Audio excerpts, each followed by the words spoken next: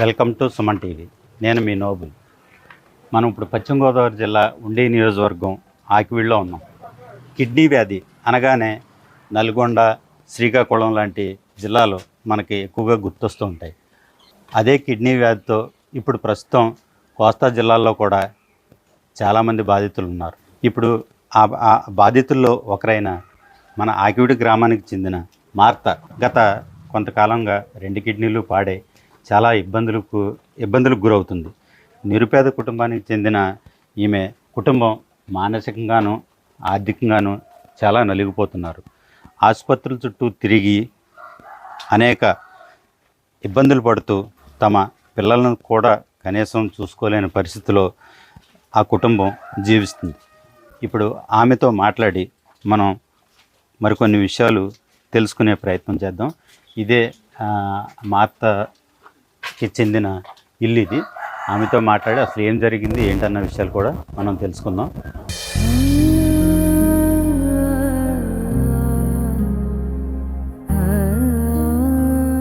మనం ఇప్పుడు మార్త కుటుంబంతో ఉన్నాం. 20 ఏళ్ల క్రితం ఈమెకు వివాహమై 2 ఆడపిల్లలు కూడా ఉన్నారు. 2 ఆడపిల్లల భవిష్యత్తు కోసం గల్ఫ్ దేశం వెళ్ళిన తర్వాత అక్కడ ఈమె పరిస్థితి బయటపడిన కొద్ది నెలలకే అక్కడి నుంచి పంపడం, ఇక్కడికి వచ్చిన తర్వాత ఆసుపత్రి చుట్టూ తిరగడం, లక్షలు ఖర్చు పెట్టడం, ఇదే తంతు కొనసాగుతుంది. ప్రస్తుతం ప్రతీ నెల మందుల కోసం కూడా డబ్బులు ఖర్చు పెట్టలేని పరిస్థితిలో ఉన్నారు. వీళ్ళని అడిగి అసలు ఏం కోరుకుంటున్నారో, మన ద్వారా దాతల సహకారం కోరుతున్నారా లేకపోతే ప్రభుత్వ సాయం కోరుతున్నారా అని అడిగి తెలుసుకుందాం. నమస్తే మార్తమ్మ. నమస్తే అండి. మీకు ఎంతకాలం నుంచి ఆరోగ్య పరిస్థితి బాగోలేదు? నాకు 2 ఆడపిల్లలండి. వారి భవిష్యత్తు కొరకు నేను గల్ఫ్ కంట్రీ వెళ్ళవలసి వచ్చింది. వెళ్ళిన తర్వాత కొద్ది నెలల్లో నాకు అక్కడికి వెళ్ళిన తర్వాత మెడికల్ టెస్టులు చేశారండి. మెడికల్ టెస్టులు చేసిన తర్వాత నాకు 2 కిడ్నీలు డ్యామేజ్ అయినాయి అని చెప్పిన తర్వాత నాకు రావడానికి స్తోమత లేక నేను కొద్ది కాలం అక్కడ పని చేసుకోవాల్సి వచ్చిందండి. నేను వెళ్ళేటప్పుడు కూడా నేను అప్పులు చేసుకుని వెళ్ళానండి. ఆ అప్పు తీరలేదని నేను ఇంకా అక్కడ ఫ్లైట్ టికెట్ కొరకు నేను కష్టపడి నా యజమానులు బ్రతిమలాడుకుని మళ్ళీ నా గృహానికి, నా స్వదేశానికి తిరిగి రావడం జరిగిందండి. వచ్చినప్పటి నుంచి కూడా మేము అప్పులు చేసుకుని హాస్పిటల్ చుట్టూ తిరుగుతూనే ఉన్నాము. బ్లడ్ టెస్ట్లకి, ఈ మెడిసిన్కి నాకు చాలా ఖర్చు అవుతుంది. ఇప్పుడు నాకు అప్పు ఇచ్చేవారు కూడా లేరండి. ఇంతవరకే నా ఇంటి మీద కూడా నేను అప్పు చేయవలసి వచ్చింది. గల్ఫ్ దేశం వెళ్ళక ముందు నీకు ఈ పరిస్థితి తెలియదండి. మాకు అక్కడికి వెళ్ళిన తర్వాత నాకు వచ్చిందని మెడికల్ రిపోర్ట్లో తెలిసిందండి.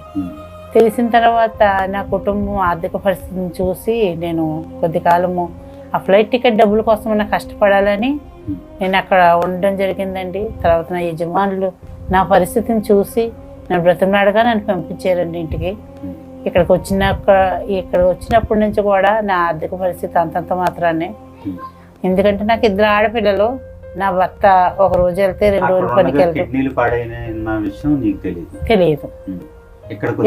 ఇక్కడ ఉండగా నాకు తెలియదండి. అక్కడికి వెళ్ళిన తర్వాత మెడికల్లో తెలిసింది నాకు.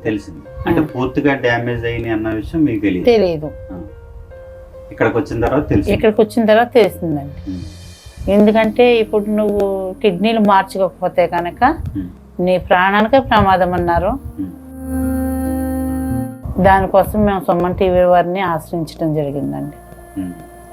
అంటే ఏం కోరుతున్నప్పుడు ఎంత ఖర్చు అవుతుంది అన్నారు, ఏం చేయాలని చెప్పారు, ఎన్ని హాస్పిటల్ తిరిగారు మీరు?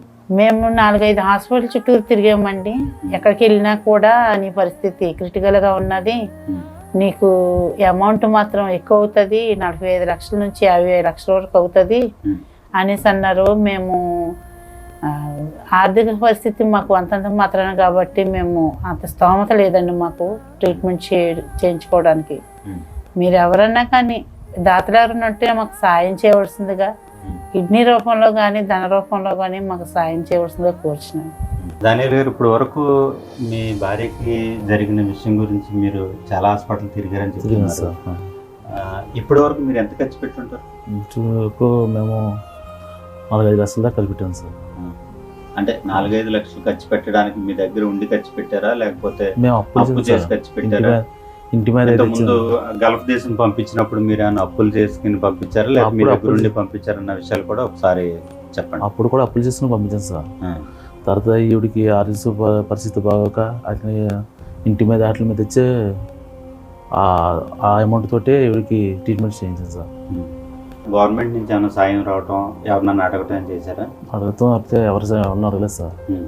ఎందుకని అంటే మాకు అంతగా తెలియదు సార్. మళ్ళీ హాస్పిటల్లో చుట్టూ తిరిగాను తప్ప. కానీ అంటే యాక్చువల్గా డయాలసిస్ వరకు అని అంటే గవర్నమెంట్ ఫ్రీగా చేస్తారు.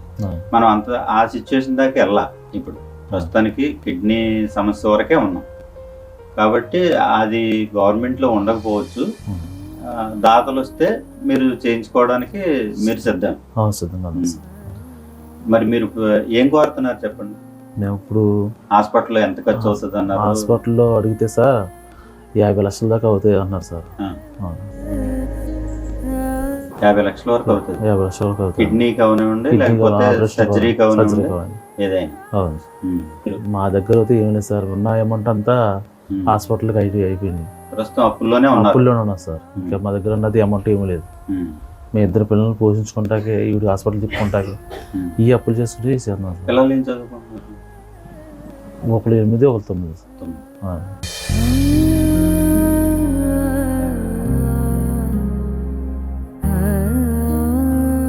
అమ్మని పేరు సంధ్య. సంధ్య. ఇప్పుడు అమ్మ గల్ఫ్ దేశం వెళ్ళిన తర్వాత ఆరోగ్య పరిస్థితి బాగాలేదని తెలిసింది కదా, తెలిసింది. అప్పుడు నీ ఫీలింగ్ ఏంటి? బాధగా ఉంది. మా అమ్మకి బాగాలేదని మాకు చాలా బాధ వేస్తుందండి. మా భవిష్యత్ గురించి మా అమ్మ చాలా కష్టపడ్డదండి గల్ఫ్ దేశం. మళ్ళీ ఫ్లైట్ టికెట్ల గురించి, చాలా డబ్బు గురించి అక్కడ పని చేసుకోవడం జరిగింది.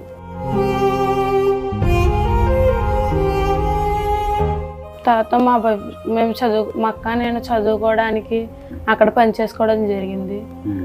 మరి వచ్చేసి ఇప్పుడు ప్రస్తుతానికి ఆరోగ్య పరిస్థితి బాగాలేదు కదా అని వచ్చేసారు కదా, అక్కడే ఉంటే బాగుండు అమ్మ ఆరోగ్యంతోనూ అని అనుకుంటున్నావా, లేకపోతే ఇక్కడికి వచ్చిన తర్వాత ఓన్లీ అమ్మనే మేమే బాగా చూసుకుంటాం, ఇక్కడే ఉంటాం మంచిదని అని అనుకుంటున్నావా? మా అమ్మని ఇక్కడే ఉంచుకుని మేము బాగా చూసుకోవాలని. ఇప్పుడు అమ్మ పరిస్థితి బాగాలేదు కదా, మీరేం కోరుకుంటున్నారు ఇప్పుడు? మరి మా అమ్మకి బాగాలేదు, ఎవరైనా దాతలు ముందుకు వచ్చినట్లయితే మా అమ్మని ఇక్కడ బాగా చూసుకుంటాం. మా అమ్మ పరిస్థితి ఏం బాగాలేదు. కిడ్నీ 2 పాడైపోయినాయి. మా అమ్మకి ఎవరైనా కిడ్నీ ఇవ్వాలనుకుంటే సాయం చేయండి. ఒక కిడ్నీ మా అమ్మని బ్రతికించండి ప్లీజ్. మా అమ్మ పరిస్థితి ఏం బాగాలేదు. మా అమ్మకు ఒక కిడ్నీ ఎవరైనా దానం చేయండి. ఎవరైనా దాతలు ముందుకు వస్తే మా అమ్మకి సాయం చేయండి ప్లీజ్. మా అమ్మని మేము బతికించుకుంటాము.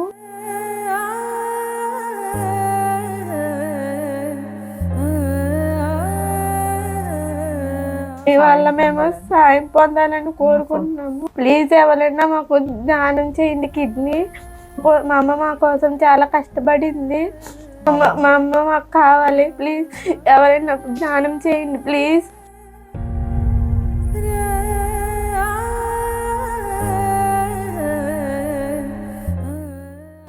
మా బంధువులు తీసుకుని మా బావనే మా తమ్ముని తీసుకెళ్ళి నా సాయంకాలం వెళ్తాం జరిగింది హాస్పిటల్ కాడికి.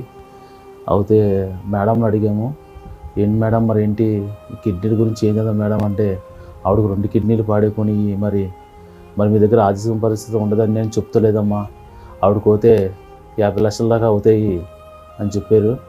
మా దగ్గర అంత స్తోమత లేదు. చాలా హాస్పిటల్ తిరిగాము కానీ ప్రతి దిక్కును కూడా ఇదే మాట చెప్పారు. కానీ నేను సాయంకాలం ఎందుకు జరుగుతుంది కూడా అక్కడ హాస్పిటల్ అడుగుతూ ఇలా చెప్పారు. ఇంకా మాకు ఏం చేయాలి ఒక సుమా టీవీ వారిని అడుగుతూ జరిగింది. ఈ 2 కిడ్నీలు డ్యామేజ్ అయిపోయి అన్నారు. ఈవిడేమో మంచన పడి ఉన్నారు.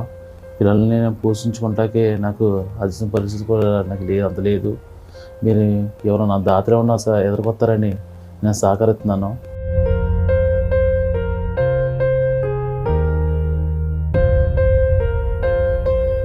దాతలు ఎవరన్నా ఎదురుకొచ్చి మాకు సహాయం చేస్తారని కోరుతున్నాను.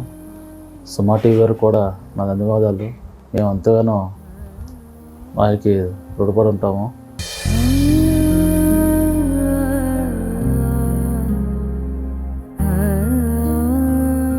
వాతావరణ కాలుష్యమో లేదా నీటి కాలుష్యమో తెలియదు కానీ అనేక మంది కిడ్నీ వ్యాధి బారిన పడుతున్నారు. ఈ మార్తా డానియల్ కుటుంబాన్ని దాతలు ఆదుకోవాలని, వాళ్ళ ఆరోగ్య పరిస్థితి మళ్ళీ తిరిగి యథాస్థానానికి చేరాలనని వేడుకున్నారు. దాతలు ముందుకొచ్చి ఆ కుటుంబాన్ని ఆదుకోవాలని సుమన్ టీవీ ద్వారా కోరుతున్నాను. Thank you Suman TV.